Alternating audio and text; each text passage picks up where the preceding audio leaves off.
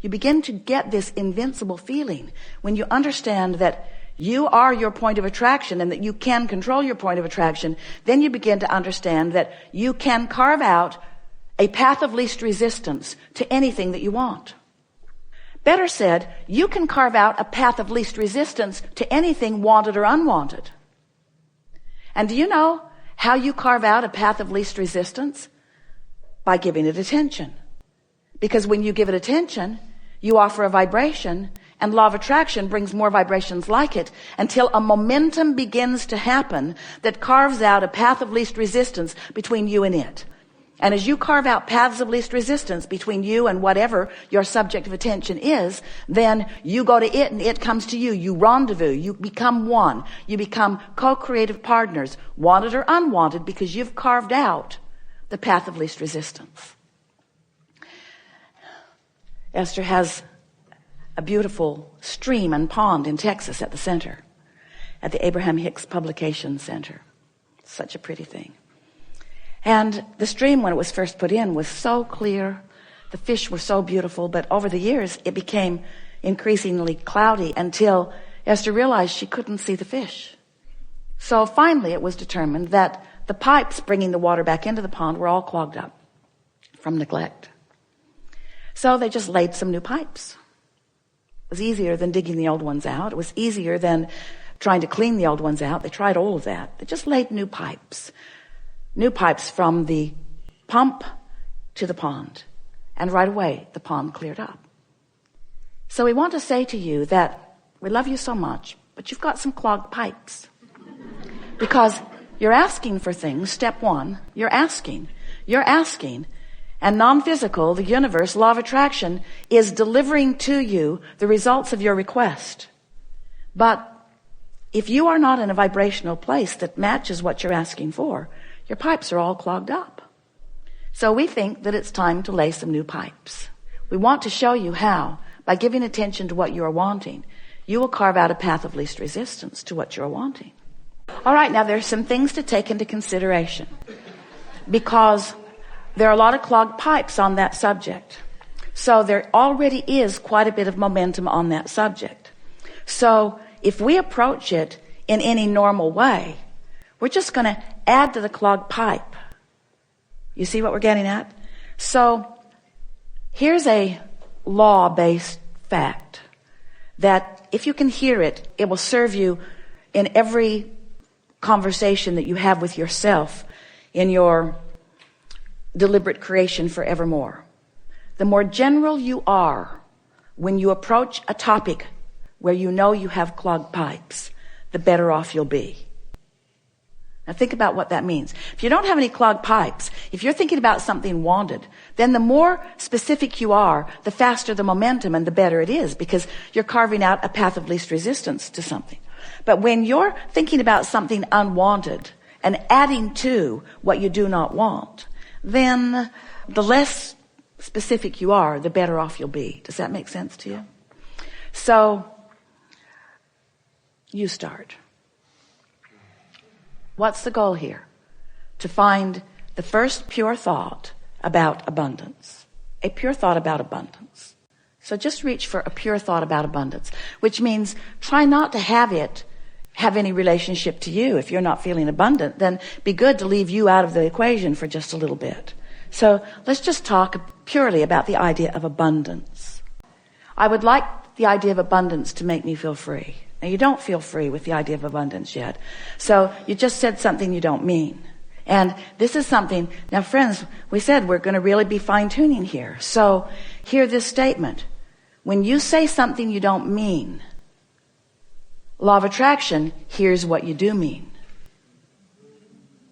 Ooh. So you poked at it with a stick and didn't get the results that you wanted. See what we're getting at? So let's, rather than talking about abundance and money, let's talk about abundance. Abundance of clarity, abundance of sunshine, abundance of ocean. Lots of sun abundance, isn't there? I never wake up and wonder, well, wait. Esther couldn't find the ocean for 3 days last week. So that statement was not exactly accurate. Whether I can see the sun or not, I know it's out there. Whether I can see it clearly or not, I know it's there. That statement feels pretty good, doesn't it? I know it's there. I really never worry about the sun not being there. There are aspects of well-being and abundance that I just take for granted. My belief is never challenged about it. I just know that there is abundance around me. So I accept that from the unseen, abundance flows to me in this form. And so it is logical to me that from the unseen, that all nature of abundance will flow to me. And that in the same way that I can be in a vibrational place of just allowing that to happen, I can be in a vibrational place of allowing more abundance on more subjects to happen. Feel how free-flowing that is? In other words, no resistance. Those statements were easy to make and felt good as you make them. Now that may be all the work that you need to do for one conversation that you're having with yourself. And you can tell that you've done good work because you have contemplated a subject and you felt good while you contemplated it. So we're going to make a statement to you, really to all of you. This is another refined point. Very fine-tuning, deliberate creators that we are visiting with here today. So, how do you feel about the concept of, in order to get the results that you want, if you've got some clogged pipes, just never mind them, lay some new pipes? Doesn't that make perfect sense to you? Isn't that an easy to understand concept? So now, we just want to insert this very important understanding. When you're standing in the middle of clogged pipes, and you know you are because you feel uncomfortable, that's not the time to try to lay new pipes, because all you do is increase the clogging of the pipes that already exist. So here's a statement that we want you to remember. We want you to somehow, some way, and we'll talk more about that as we're moving forward, somehow, some way, get on this high-flying disc. It usually happens first thing in the morning, before things have come to thwart it. Sometimes you don't make it to breakfast. But first thing in the morning is when you're most likely to feel it.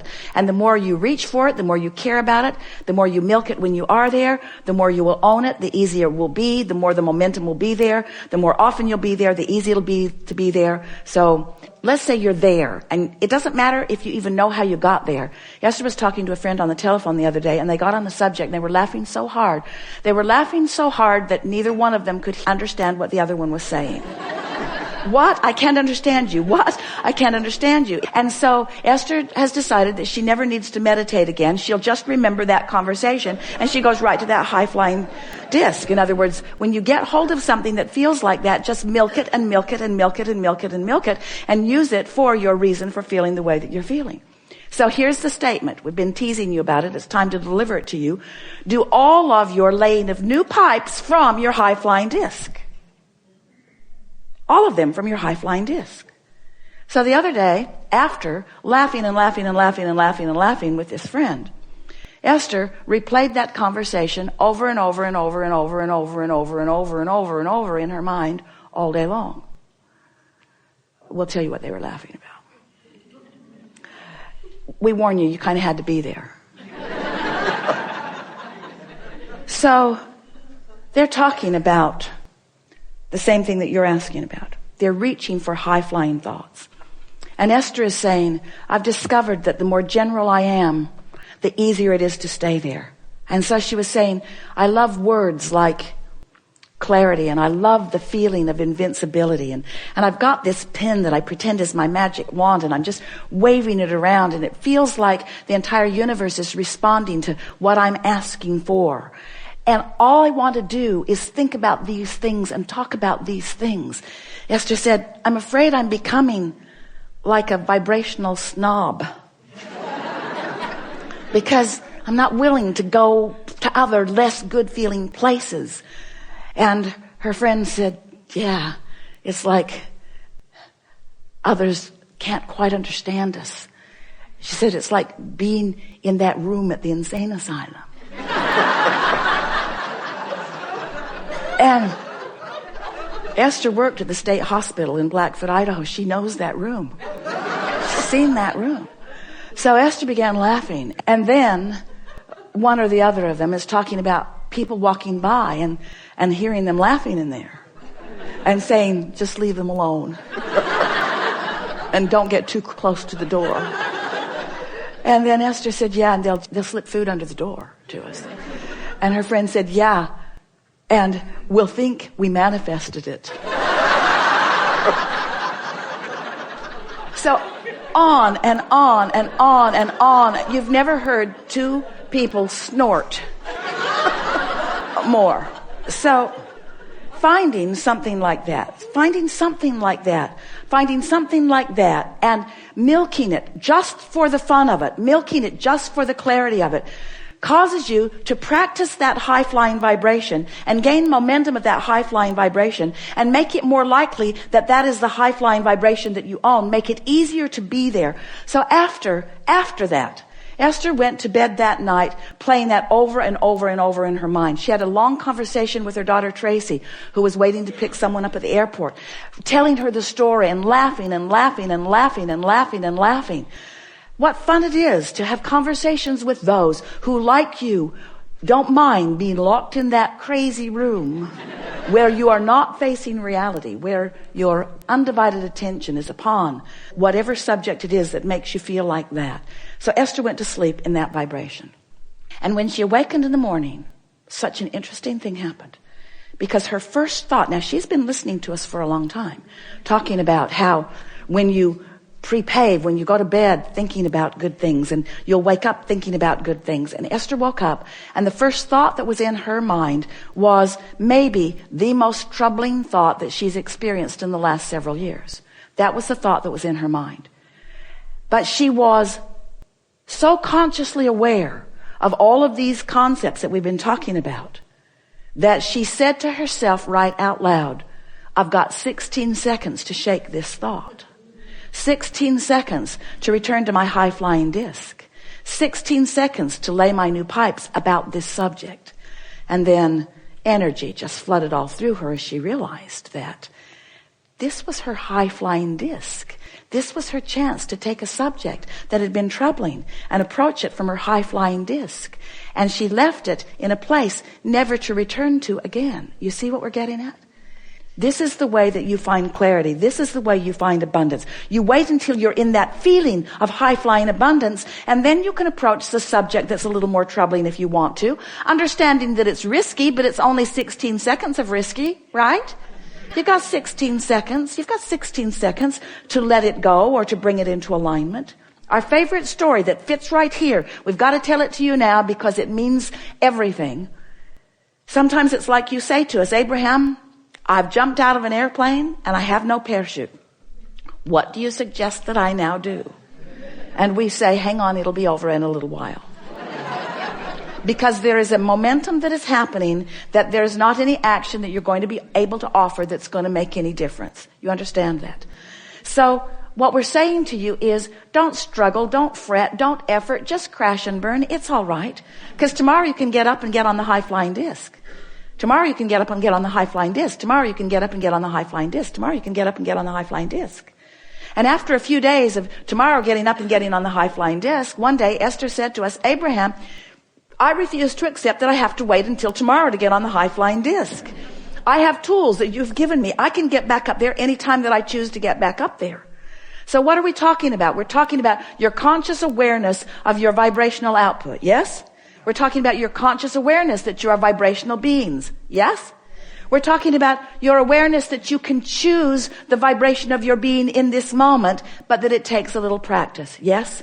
And some subjects have enough momentum going that it's going to take getting up tomorrow and getting up tomorrow and getting up tomorrow and getting up tomorrow and getting up tomorrow and getting up tomorrow and getting up tomorrow and getting up tomorrow. This could take a while. Getting up tomorrow and getting up tomorrow and getting up tomorrow. But if you get up on enough tomorrows and you reach for that high-flying disc and find it, then what happens next will be vivid evidence of how you're doing with your high-flying disc. We so want you to understand that in this day, evidence of what disc you're on is going to be all around you. Esther said the other day, the people around me are making me believe that I might be on